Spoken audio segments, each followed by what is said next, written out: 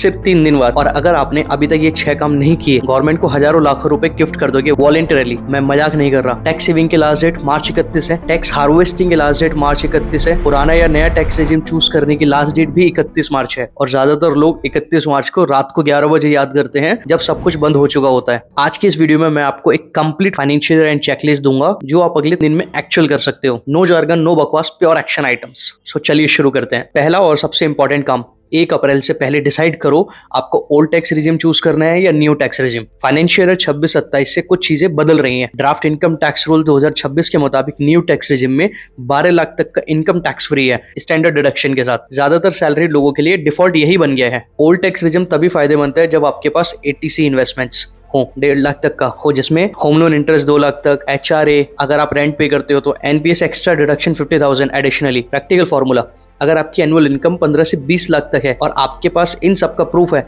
तो old tax regime से calculate करो, और अगर नहीं तो न्यू टैक्स रिजिम बेटर है जनरली। लेकिन भाई अपना एग्जैक्ट कैलकुलेशन करो, CSA मिलना ज्यादा बेटर है, और ये मेरी एनालिसिस है, कोई एडवाइस नहीं। सो अब बात करते हैं दूसरे आइटम की, विच इज ATC। ATC का 1.5 लाख का लिमिट पूरा हुआ आपका या नहीं? ओल्ड टैक्स रिजिम चूज किया है तो ये जरूरी है। क्या क्या काउंट होता है ATC में वो समझते हैं। सबसे पहले ELSS म्यूचुअल फंड, सबसे फ्लेक्सिबल, 3 साल का लॉक इन। PPF 7.1% इंटरेस्ट, 15 साल life insurance premium. Employ PF automatically होता है NSC, national saving certificate. Sukanya Samriddhi अगर बेटी है तो। Home loan principal, repayment children tuition fees. अगर अभी लिमिट बची है तो ELSS सबसे फास्ट ऑप्शन है, ऑनलाइन करके उसी दिन इन्वेस्ट हो जाता है, सिर्फ 31 मार्च से पहले। और अगर आप इन्वेस्ट करना चाहते हैं तो आप हमारी वेबसाइट पे विजिट कर सकते हैं theniftyman.com और हमारे साथ कॉल बुक कर सकते हैं free. One important note, ELSS में इन्वेस्ट करो लेकिन सिर्फ टैक्स बचाने के लिए नहीं, और गलत फंड मत चूज करो। फंड की क्वालिटी देखिए, टैक्स सेविंग सेकेंडरी रीजन होना चाहिए। इसके बाद तीसरा आइटम आता है और ये सबसे ज्यादा लोग मिस कर देते हैं, which is tax harvesting. Section 112A के under long term capital gain tax यानी LTCG 1,25,000 तक का टैक्स हर साल फ्री होता है। ये लिमिट कैरी फॉरवर्ड नहीं होती है। अगर इस साल आपने नहीं किया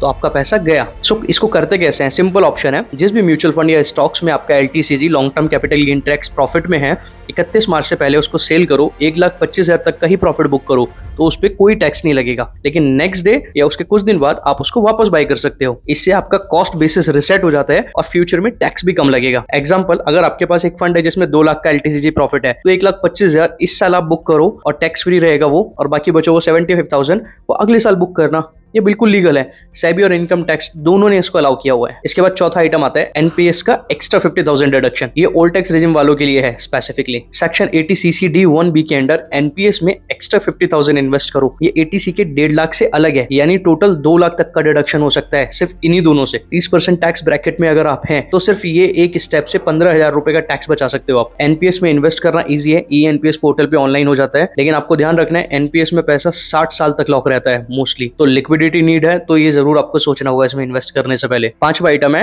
एडवांस टैक्स चेक करो। ये सिर्फ बिजनेस ओनर्स और फ्रीलांसर्स के लिए नहीं, सैलरीड लोग भी, अगर कोई एक्स्ट्रा इनकम है तो उनके लिए भी है ये। जैसे कि FD इंटरेस्ट हो गया, रेंटल इनकम हो गया, कैपिटल गेन्स हो गया, तो एडवांस टैक्स देना जरूरी होता है। मार्च 15 इसकी लास्ट इंस्टॉलमेंट की डेडलाइन थी, और अगर आपने उस टाइम पे नहीं दिया तो सेक्शन 234B और सेक्शन 234C के अंडर आपको इस पे इंटरेस्ट पेनल्टी लगेगी। अभी भी कैलकुलेट कर सकते हो आप, और अगर कोई शॉर्टफॉल है तो 31 मार्च से पहले सेल्फ असेसमेंट टैक्स भर दो, पेनल्टी आपकी कम हो जाएगी। आइटर फाइलिंग बाद में होगी जुलाई तक, पर टैक्स की लायबिलिटी अभी की है। छठा और last item, financial year and पर पूरा पोर्टफोलियो रिव्यू और रीबैलेंसिंग बहुत जरूरी है। ये मेरी पर्सनल एनालिसिस है, कोई फाइनेंशियल एडवाइस नहीं। 31 मार्च एक नेचुरल चेक पॉइंट है, पूरे साल का परफॉर्मेंस देखो, कुछ क्वेश्चन खुद से सोचो आप। मेरा एसेट एलोकेशन वही है जो क्या मेरा टारगेट था? इक्विटी, डेट, गोल्ड, इन सब का रेशियो चेक करो। कोई फंड कंसिस्टेंटली अंडर परफॉर्म कर रहा है या नहीं। सिर्फ 1 साल का प्रीवियस मत देखो आप, लास्ट 3 इयर्स का ट्रैक रिकॉर्ड देखो। इमरजेंसी फंड स्टिल 6 महीने का मेरे पास है, वॉर के टाइम में एक्सपेंस बढ़ जाते हैं तो रिकैलकुलेट करना है हमें। इंश्योरेंस एडुकेट है, life cover, health cover, family की ग्रोइंग नीड्स के साथ ये बढ़ता है। ये सब 31 मार्च के बाद भी हो सकता है, पर हैबिट ये बनाओ कि फाइनेंशियल ईयर एंड तक एक एनुअल फाइनेंशियल हेल्थ चेकअप का टाइम होगा। भाई अगर गवर्नमेंट ने ये छूट दी है तो इसे यूज करो। जो लोग 31 मार्च को बोल रहे उन्होंने अननेसेसरी टैक्स पे किया, और जो लोग प्रिपेयर्ड रहे उन्होंने अपनी मेहनत की कमाई को बचाया। अभी 3 दिन है, करो ये काम। अगर समझना है कि आपके लिए कौन सा बेस्ट ऑप्शन है,